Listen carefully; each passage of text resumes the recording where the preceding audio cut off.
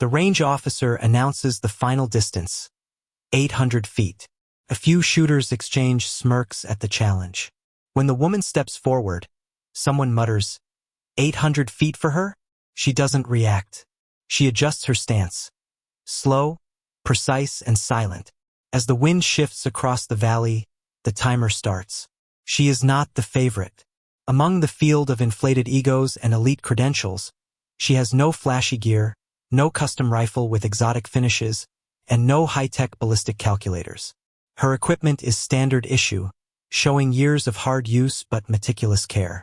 While other competitors radiate an aggressive, fidgety confidence, she remains in a state of absolute stillness.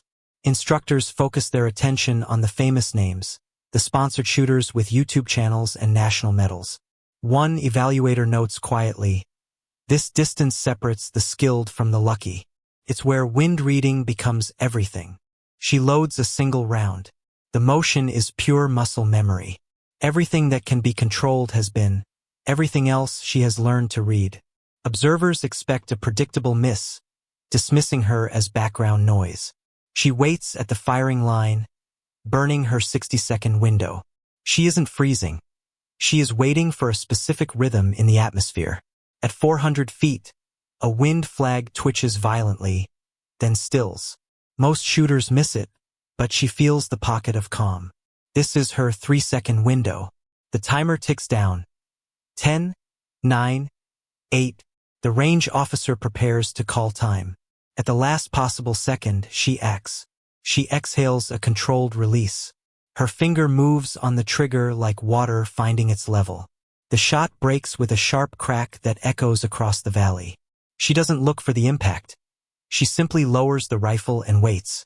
The range falls into a heavy silence. A few people smirk, interpreting the lack of immediate feedback as failure. Someone starts to whisper miss, but the word dies in their throat. 3 seconds pass. 5. Suddenly, the electronic scoring system locks. Warning lights flash across the console. Red. Amber. Red. The range officer stares at his monitor in disbelief. Trajectory analysis and synchronization data scroll too fast to process. He reaches for his radio to call the pit, but the system finally resolves. The shot didn't just hit the target. It struck the electronic sensor mounted behind the scoring surface, dead center. At 800 feet, the probability was so low the system flagged it as an equipment malfunction. The test protocol automatically terminated to prevent further damage. That wasn't luck, an instructor whispers. The smirks vanish, replaced by the uncomfortable realization that they had dismissed someone operating on a completely different level. The woman remains unfazed. She unloads her rifle, clears the chamber, and engages the safety with an audible click. She places the rifle gently on the bench. Task completed, process followed. Without a victory gesture or a single look back, she steps away from the firing line. The test board updates. Position 7 status. Completed. Result. Sensor strike beyond scoring parameters. Mandatory equipment check. Who is she? Someone finally asks.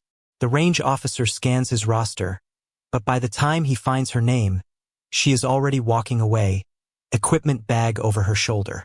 She leaves because her task is done.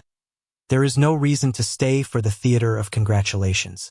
The range feels smaller in her wake. Shooters stand immobile, watching the error warnings flash. One competitor walks to her station, searching for a secret technique or a hidden gear modification. He finds nothing but standard equipment arranged functionally. The only thing extraordinary was the execution. In the target pit, an instructor confirms the hit with his own eyes.